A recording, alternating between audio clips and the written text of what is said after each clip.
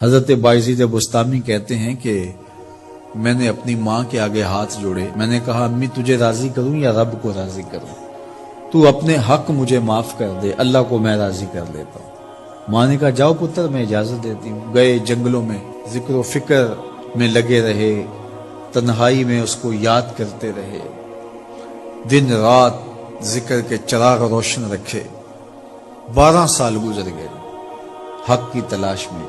ایک دن واپس بستام کے قریب سے گزر رہے تھے، خیال آیا چلتے چلتے ماں کو سلام کر جاؤں۔ دروازے کو دستک دینے لگے تو اس خیال نے ہاتھ روک لیا کہ ساری زندگی ماں کو سکھ تو دیا کوئی نہیں، اب دکھ بھی کیوں دینے لگے ہو؟ رات کا ایک پہر بیت گیا ہے، سردیوں کی لمبی رات ہے، ماں بستر میں لیٹی ہوگی، تیرے لیے اٹھے گی، دروازہ کھولے گی۔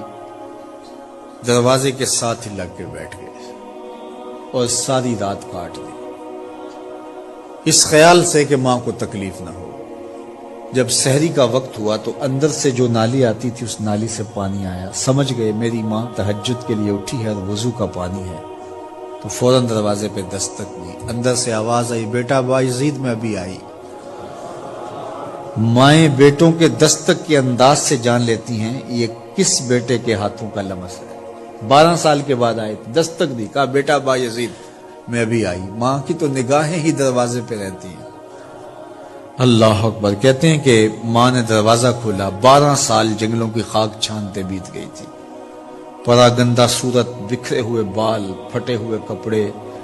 میری ماں کی جب نگاہ میرے پہ پڑی تو اس کی چشمان سے موٹے موٹے آنسو ٹپکنے لگے، اور اس نے ایسے ہاتھ پھیلا کے کہا مالک میرا بیٹا بایزید تیری طلب میں نکلا تھا، تو نے ابھی تک اسے اپنا قرب نہیں دیا۔ حضرت بایزید بستامی کہتے ہیں 12 سال کی ریاستوں سے جو کچھ نہیں ملا تھا ماں کے اٹھے ہوئے ہاتھوں سے مل گیا۔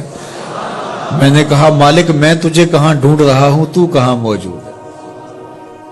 تو ماں باپ کی رضا اللہ کی رضا کا دروازہ کھولتی ہے۔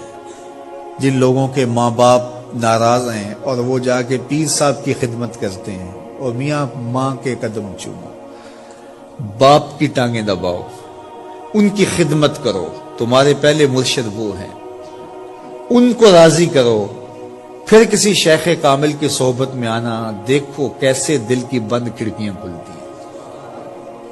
ایک مرشد تو ناراض کر آئے اور دوسرے مرشد سے تمہیں کیا ملے گا؟ تو راستہ یہیں سے کھلے گا۔ والدین کو کبھی ناراض نہ کرو، والدین کو کبھی دکھ نہ دو، والدین کو کبھی تکلیف نہ پہنچاؤ۔